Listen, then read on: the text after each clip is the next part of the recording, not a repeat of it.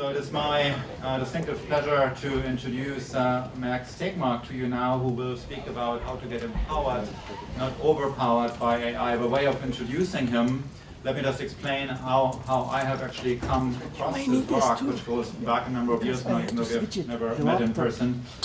So I'm teaching a class in the college here on the meaning of life, which is actually, in case you find this funny, this is actually a very substantial philosophical research area. About how to think about individual significance, and at some point, as you think about individual significance, you're also thinking about, what there is overall in the world, right? What the world by and large is like. And philosophers have done some really interesting work about that. People like David Lewis and Derek Parfit. Derek Parfit, many of you know, wrote an article in the late 90s. Why is there anything, and why is there this? Kind of exploring various possibilities of the overall nature of our world.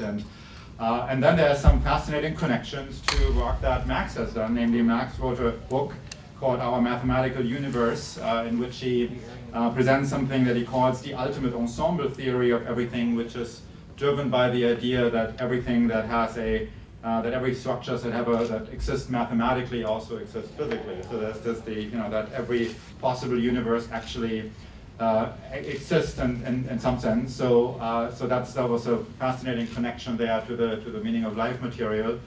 And the next thing I know, the same guy writes a fascinating book called Life 3.0. So here's a big picture thinker, if ever there was one.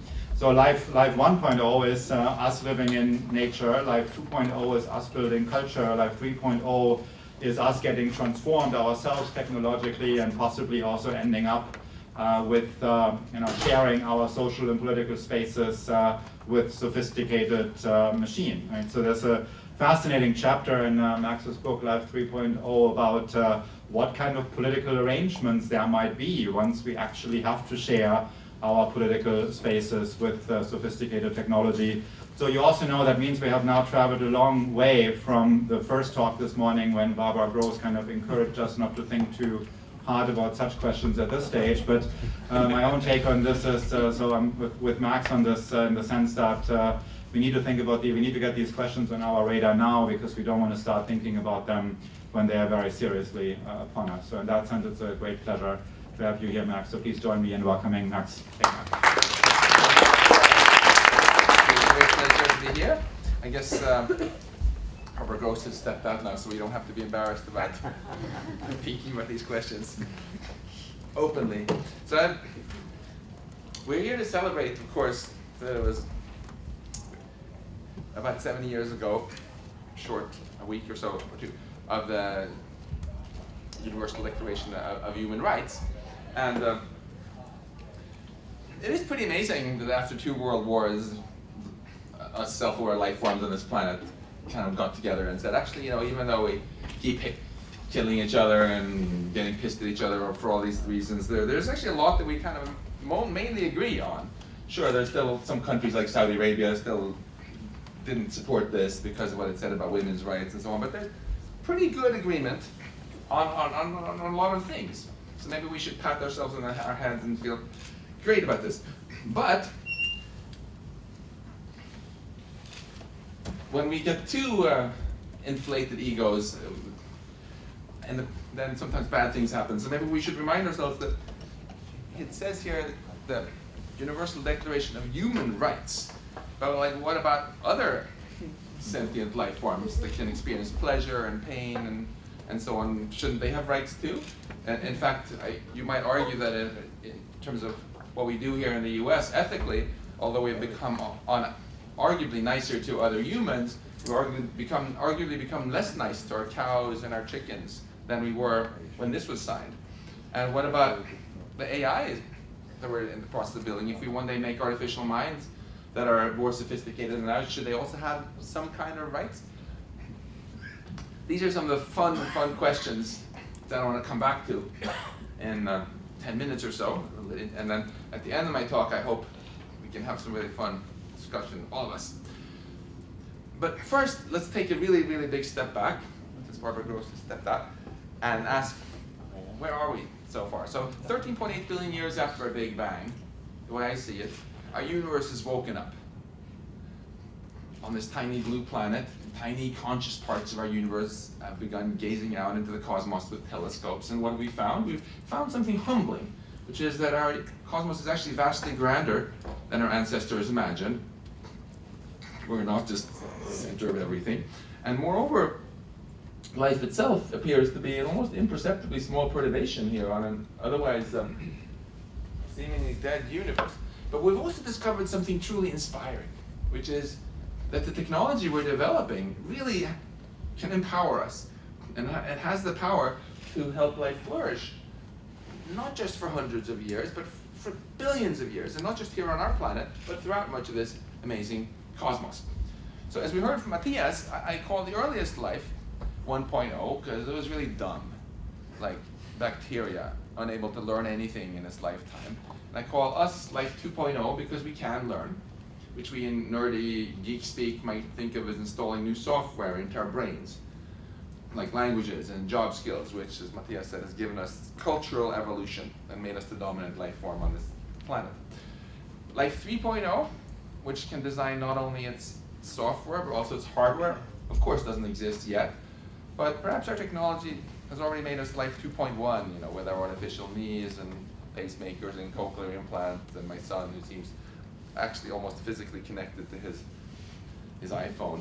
So let's look more closely at our relationship with technology. Raise your hand if you actually saw the Apollo 11 launch on TV live. I was only 2 years old, that's my excuse for missing it. I think this mission was both successful and inspiring, because it showed that when we humans do use technology wisely, we can accomplish stuff that our ancestors could only dream of. But there's an even more inspiring journey, propelled by something more powerful than rocket engines, where the passengers aren't just 3 astronauts, but all of humanity. So let's talk about our collective journey into the future with artificial intelligence, and come back and talk about where human rights come into this, where we want the journey to go. Because my friend Jan Tallinn likes to point out that just as with rocketry, it's not enough to make our technology powerful. To be really ambitious, which I think we should be, we also have to figure out how to steer it and where we want to go with it. And it's, of course, in these last two, the steering is very much what the legal system is about, and the destination is very much why we have a legal system in the first place. So let's talk about all three for artificial intelligence: the power, the steering, and the destination, starting with the power. All right? So I define intelligence simply as the ability to accomplish goals. The more complex the goals, the more intelligent. And I give this very inclusive definition because I want to include both biological and artificial intelligence, and I want to avoid the silly carbon chauvinism idea that you can only be smart if you're made of meat. I have a lot of friends who think that intelligence is something mysterious that can only exist in biological organisms. But as a scientist, I think it's pretty obvious that intelligence is all about information processing, and it doesn't matter whether the information is processed by carbon atoms in cells in brains, or by silicon atoms in today's computers, or some other kind of particles in tomorrow's technology. It's this idea that it's all about information processing, which is the exact opposite of carbon chauvinism, which I think is actually what's given us the whole AI revolution. And it's amazing how much it's given us. The fact that it's just the information processing that matters let us swap out all the innards of our hardware to get much cheaper and better memory, get much cheaper and faster compute. And there's been dramatic progress not just in the hardware, but also in algorithms, of course, with simulated neural networks and all sorts of other cool stuff. And putting this together, it's amazing how much the power of AI has grown. Think about it. Not long ago, robots couldn't walk. Now, do backflips. Not long ago, we didn't have self-driving cars. Now, we have self-flying rockets that can land themselves at ground.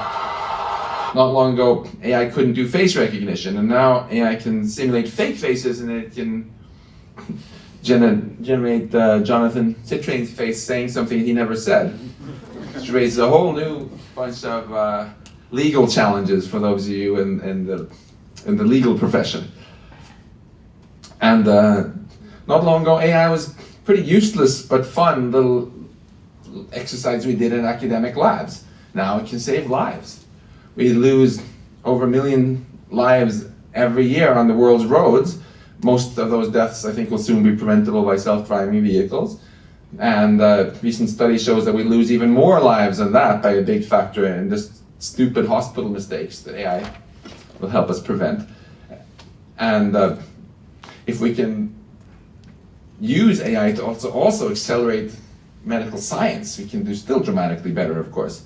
Getting better diagnosis, treatment planning, and so on. And we already have diagnosis using deep learning, which is as good or better than human specialists on both prostate cancer, lung cancer, and various eye diseases, for example.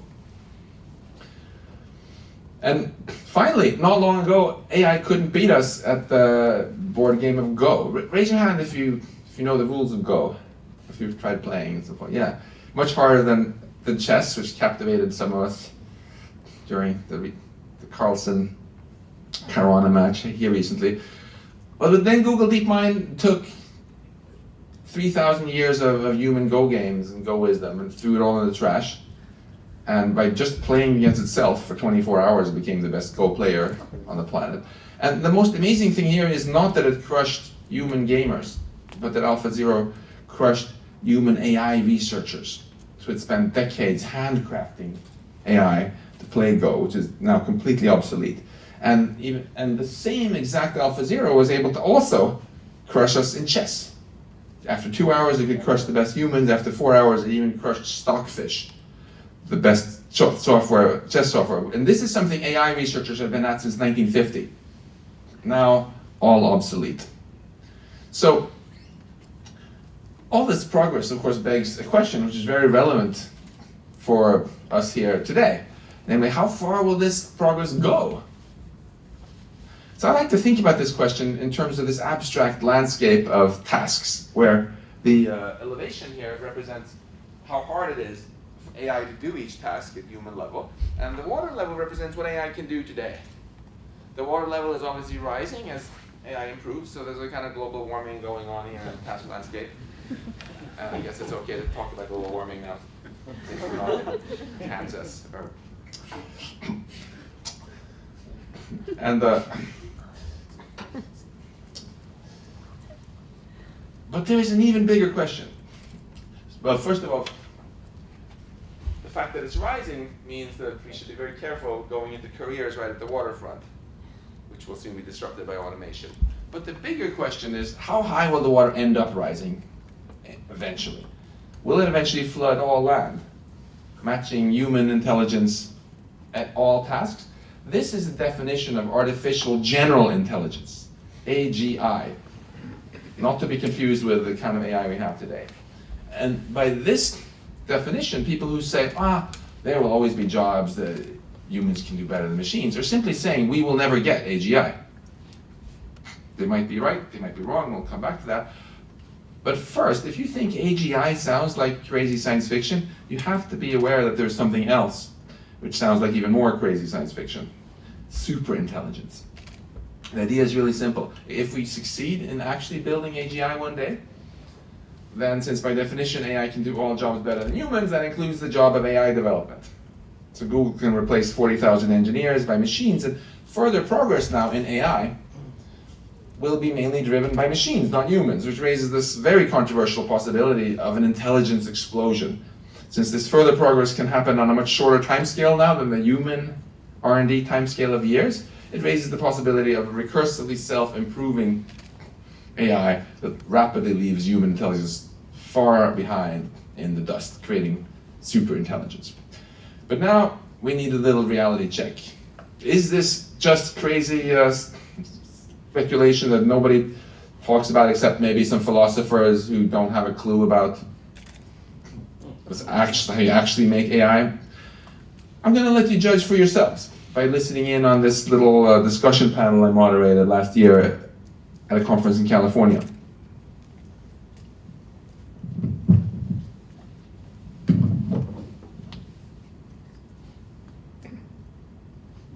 See if we can hear what they say.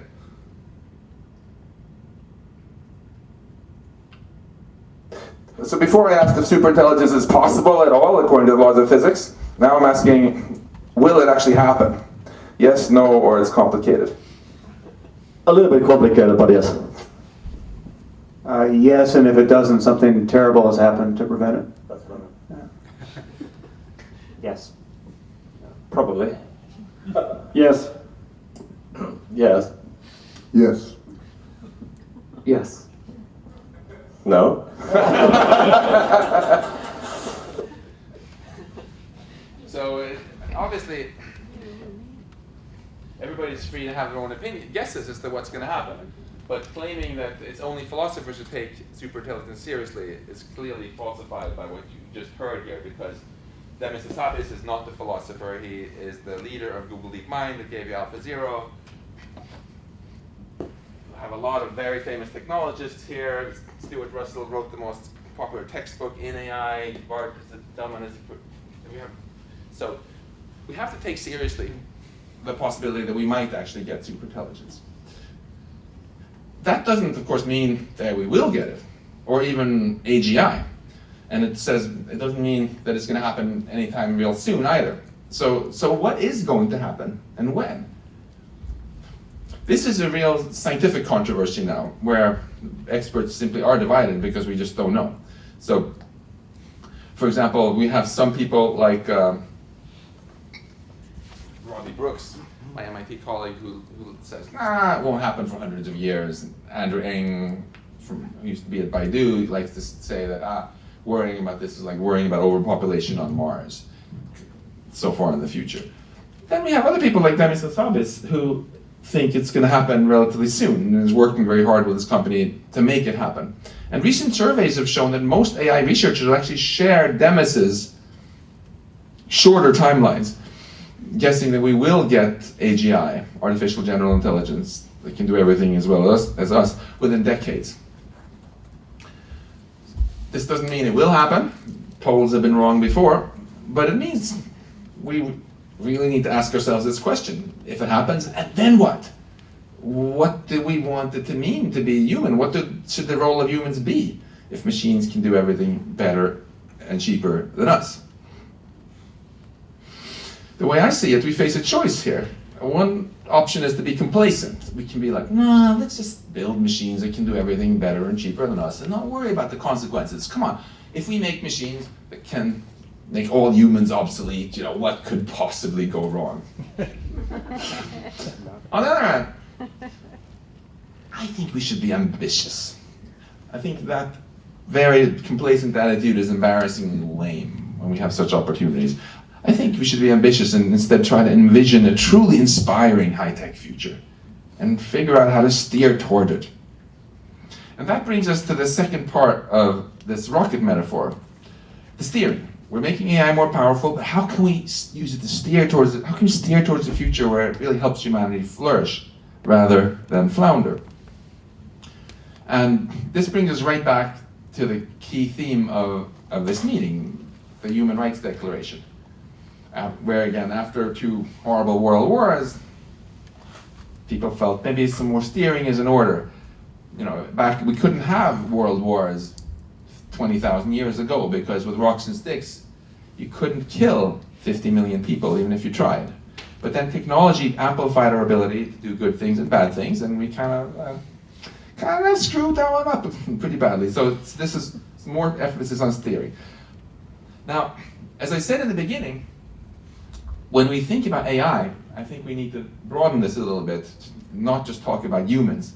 First of all, I think it's already an oversight that we didn't include non-human animals.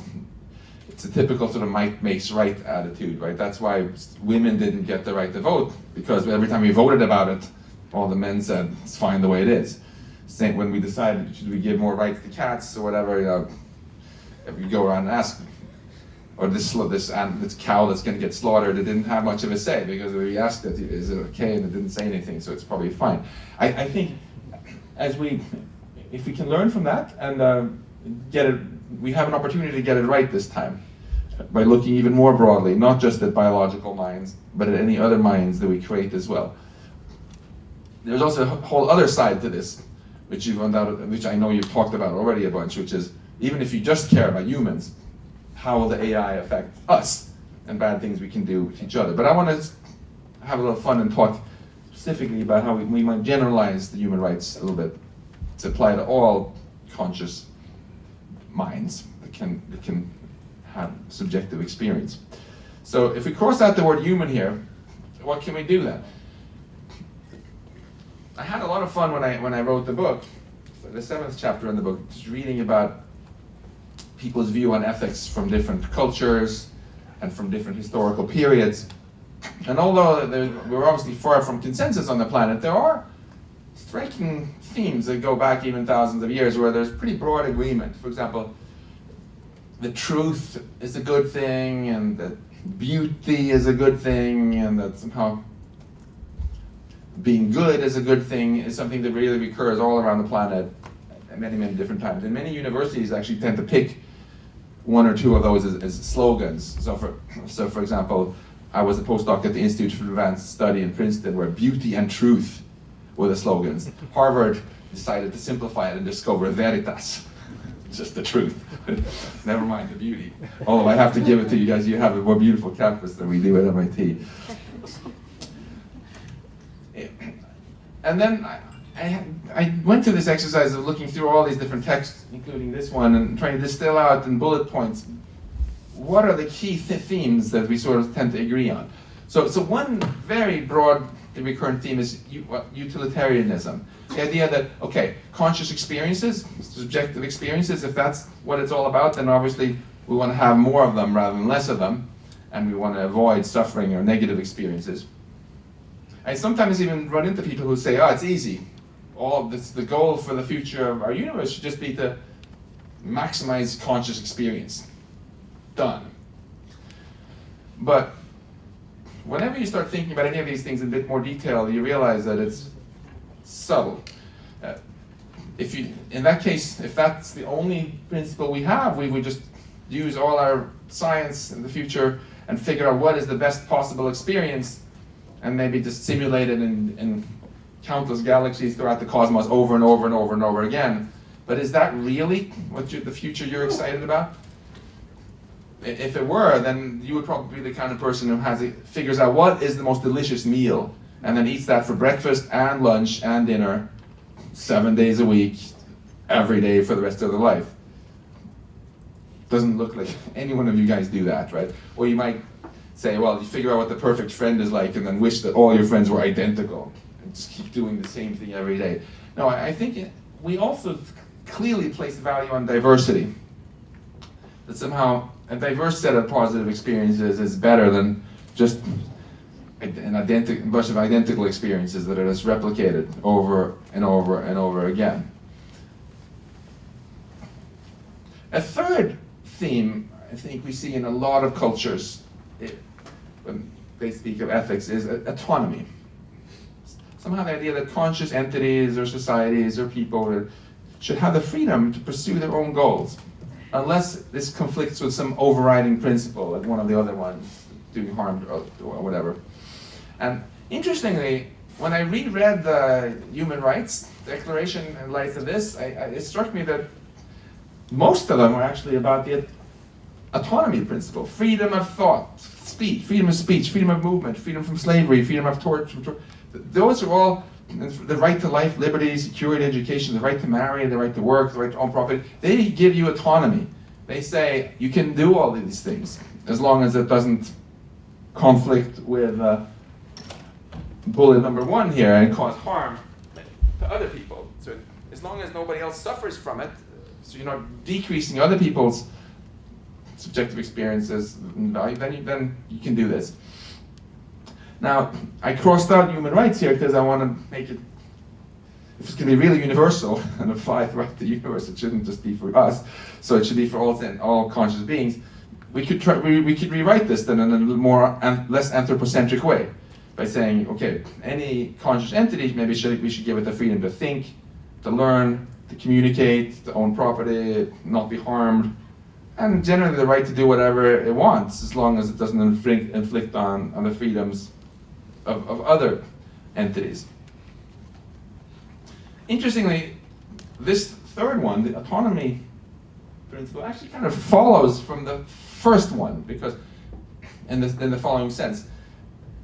If you have all these different entities, humans or others, who want to maximize their own positive experience, and if they have different preferences from one another, then you'll automatically get diversity if you give them autonomy. And they will want autonomy because they are all trying to, they know best what they like and they want to go out and do that. So these are quite interconnected. But I think there's one more principle also, which a lot of cultures emphasize, which is, I'm calling it here the legacy principle.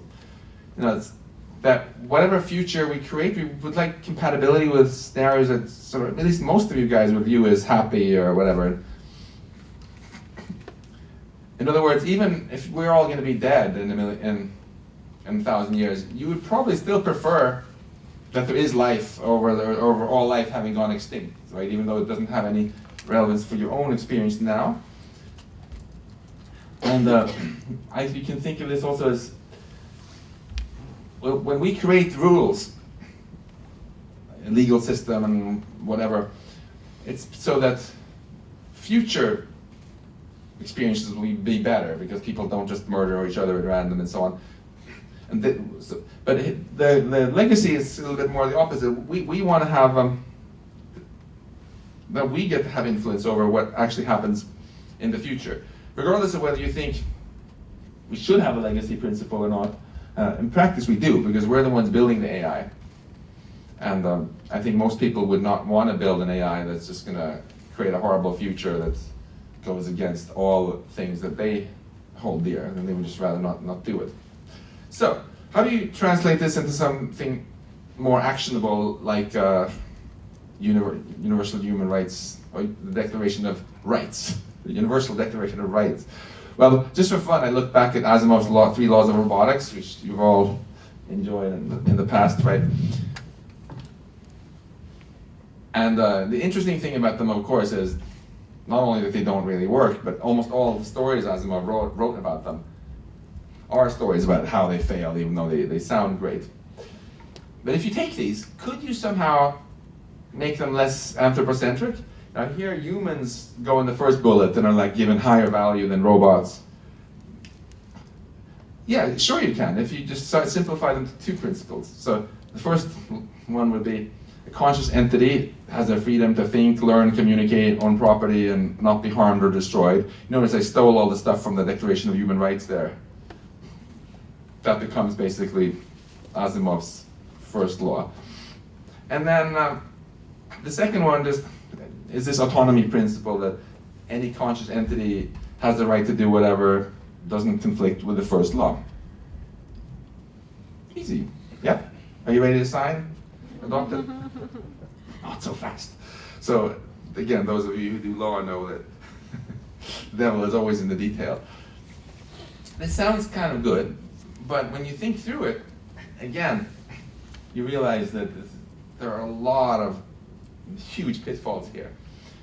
And for example, if you just were to enshrine this in law, then first of all, you would all have to become forced vegetarians, because, what about all those animals you eat? They're conscious entities, and it says here that they have the right to not be destroyed or even harmed. Oops.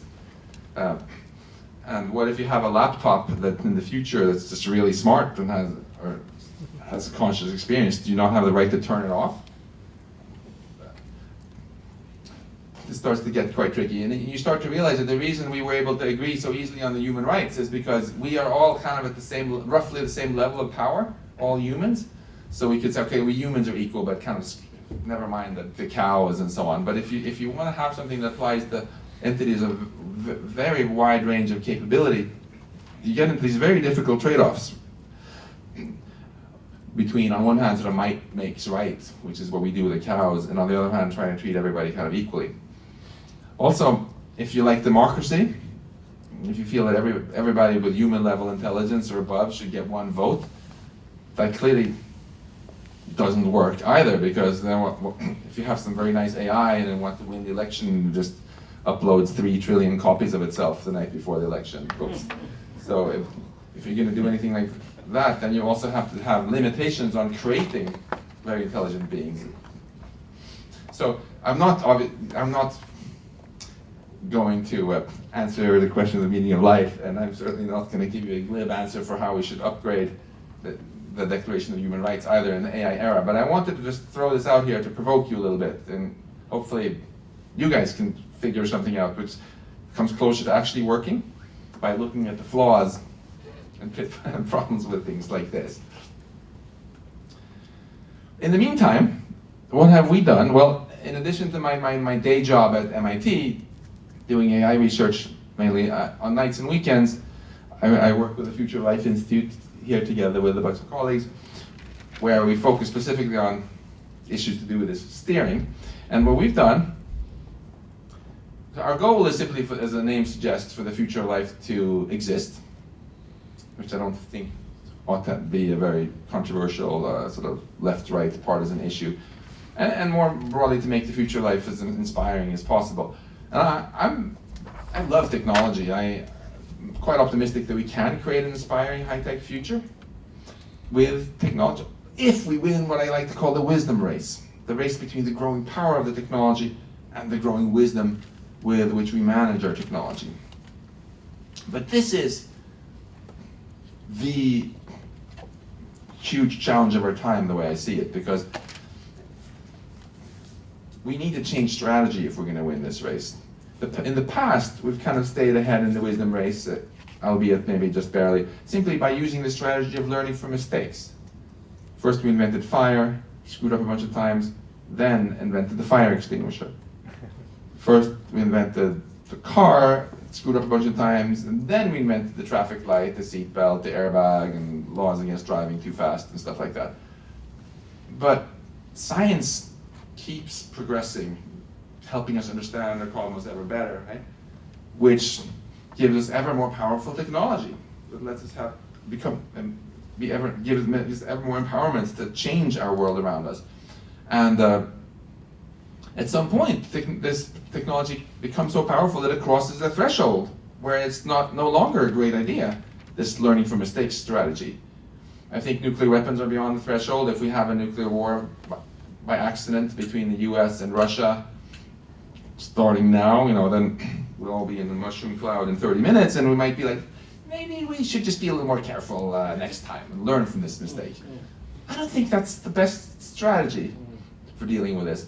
And if we do go ahead and build artificial general intelligence one day, it's obviously way above threshold, since you can then use that technology to invent any other technology. It's much better to be proactive rather than reactive. Plan ahead, get things right the first time, because that might be the only time we have. I see some of you nodding. You might feel this is kind of obvious, that we should switch strategies in the wisdom race, but it's funny because sometimes people tell me, shh, Max, don't talk like that. That's Luddite scaremongering. But it's not scaremongering, it's what we at MIT call safety engineering.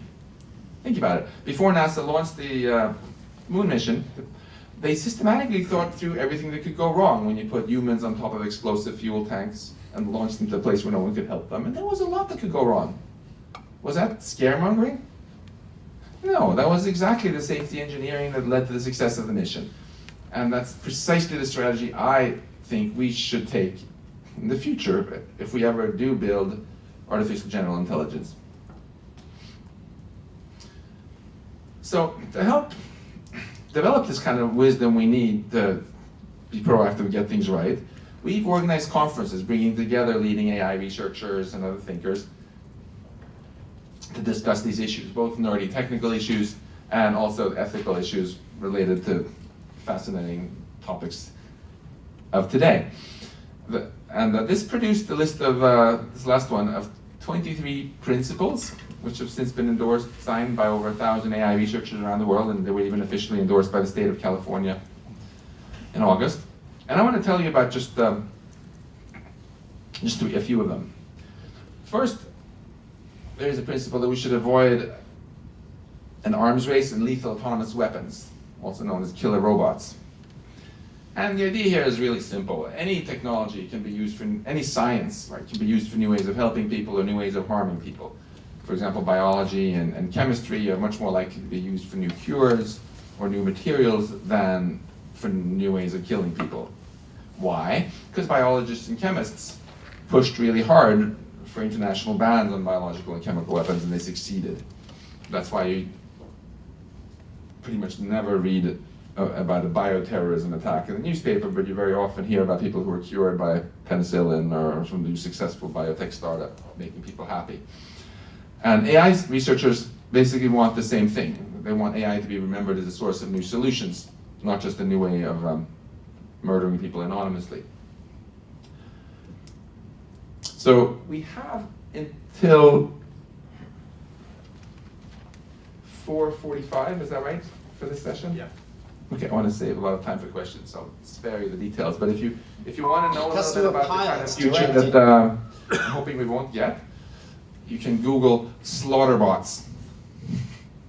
Just don't do it right before bedtime. And for those of you who are interested in economics, I mean, it's pretty obvious that if there's something you don't want to have a lot of in the world and you drive the cost of that to near zero, generally, don't be surprised if things don't go so great. Fortunately, the AI community has been very vocal. We helped organize an open letter that over 3,000 AI researchers signed, trying to persuade politicians to do something. And while waiting for the politicians, a lot of companies now have taken our pledge to not build these things. We'll see what happens. There are a lot of arguments for and against that you can ask me about afterwards. But I want to tell you instead about another Asilomar principle, which is that we should ensure that the AI-generated wealth just makes everybody better off. And I think that if we can figure out how to dramatically grow our economy with AI, by having machines help us efficiently produce ever more goods and services, but we still can't figure out how to share this wealth in such a way that everybody gets better off, then shame on us. When we were looking at, in the abstract, the Universal Declaration of Human Rights, and they talked about the utility principle. Now, if you have a situation where you have autonomy, people are free to do whatever they want as long as it doesn't harm others, that will naturally give you what the economists call a Pareto optimum, right? And it's pretty obvious that in this spirit, if you implement the right policy, it's very easy if you create a huge amount of wealth to make it such that the poor all get richer and the rich also get richer and everybody just gets better off. If we fail to do that, despite all this intelligence of the machines, I think I'll be embarrassed. Now, raise your hand if your computer has ever crashed. That's a lot of hands. Well, then you'll appreciate this principle that we should invest more in AI safety research, because we are, in fact, now putting AI in charge of ever more decisions and infrastructure that really affects people's lives, which means we have to raise the bar and figure out how to transform today's buggy and hackable computers into robust AI systems that we can really trust. Just today, there was a news splash, yet another company had 500 million email accounts hacked. So, good chance it was yours, We need to do better. Otherwise, all this shiny new technology we're building can malfunction and harm us or be hacked and get turned against us. Down the road at MIT, my research group, we actually work on AI safety research, of the nerdy kind, focusing particularly on what I like to call intelligible intelligence, where we try to make systems that aren't just smart, but where we can actually understand why they do what they do and suggest what they do, which is based on my view that understanding is a core component of trust. But this AI safety research also has to include research on AI value alignment.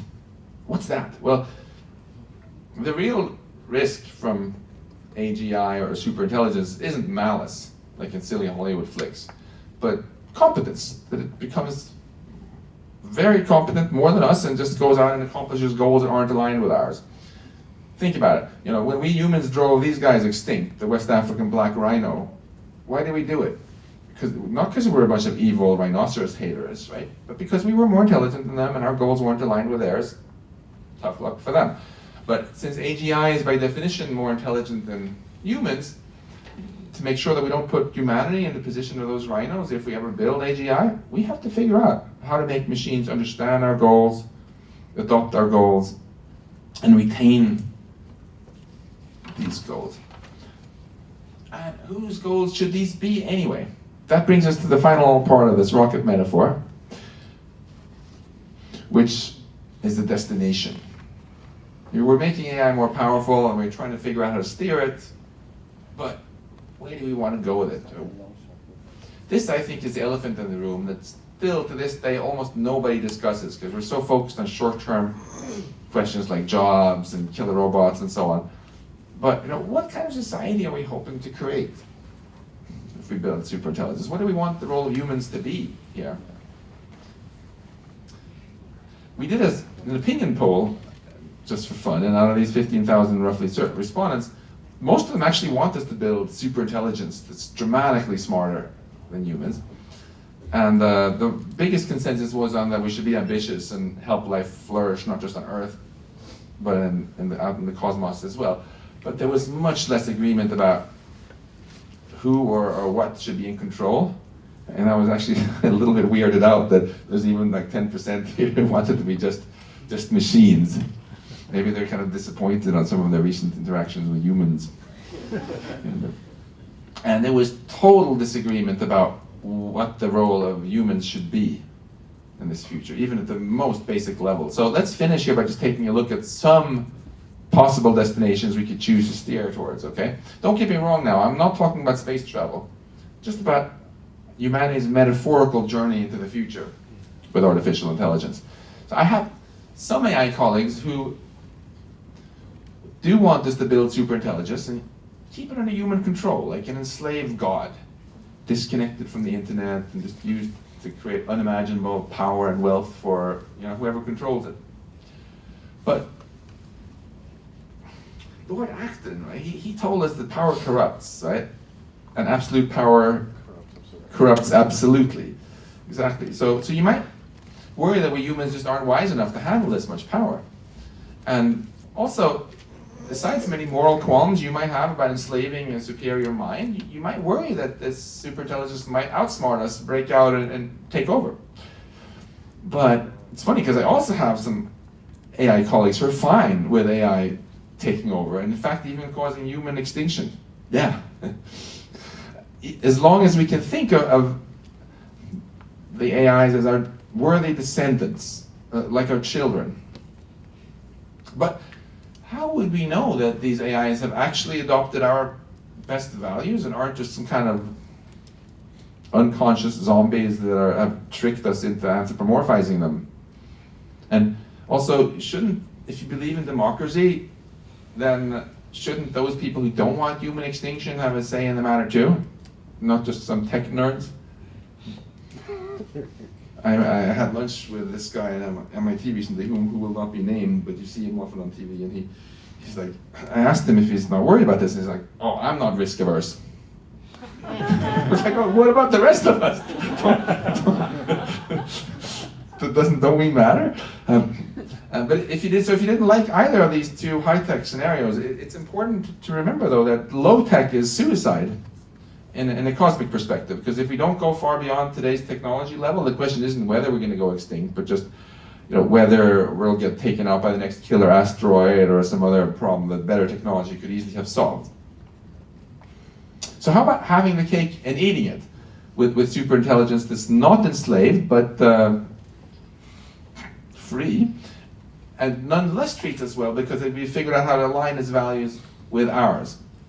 This is the idea of what Eliezer Yudkowsky likes to call friendly AI. And if we could pull this off, and also figure out what we mean by these values that we're supposed to align towards, it could be awesome. It could not only eliminate suffering, like poverty, disease, crime, and other forms of suffering, but it can also help bring in this amazing new diversity of positive experiences that are truly making us the masters of our own destiny.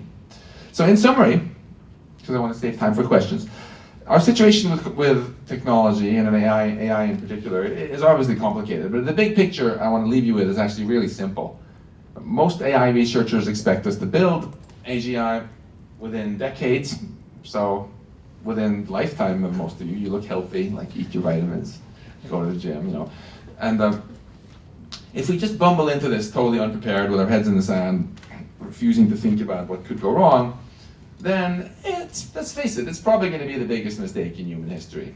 It could easily lead to a brutal global dictatorship, you know, with unprecedented surveillance and suffering and inequality and perhaps even human extinction. Not because of some silly Hollywood scenario, but just because the technology is so powerful that there are many kinds of mistakes that could be, you know, one too many. And on the other hand, if we think hard about what kind of future we want and figure out how to steer towards that future, we can create an amazing, amazing future where everybody is better off. The rich are richer, the poor are richer, and everybody's healthy and free to live out their dreams. You might worry, since there were some quibbles about some parts about the Declaration of Human Rights, like the rights for women and so on, that different people are still going to want different societies, but like, what should this future be like? Should we build like a strict pious society, or sort of a hedonistic free-for-all like Burning Man 24/7, or what? Well, with superintelligence, we could just build all of these societies and give everybody the freedom to choose which one they want to live in, because we would no longer be limited by our intelligence, but merely by the laws of physics. So the resources and space for this future are literally astronomical. So in summary, the choice we face, I think, is very simple. One option is to be complacent. We can take as our new religion technology itself. We can take as this mantra, all new technology is automatically beneficial, so no need to think about anything going wrong. And we can just keep repeating this to ourselves over and over and over again as we drift like a rudderless ship, you know, towards our own obsolescence. Or we can be ambitious. We can think hard about what kind of future we want and how to steer towards it, and create this absolutely awesome future. And we're ultimately here talking about the Human Rights Declaration, not because of 70 years ago, but because 70 years into the future. We're here because we're thinking about how we can build an even better future, right? And I want to just leave you by saying that I think the role of AI in this future should be not to overpower us, but to empower us. Thank you.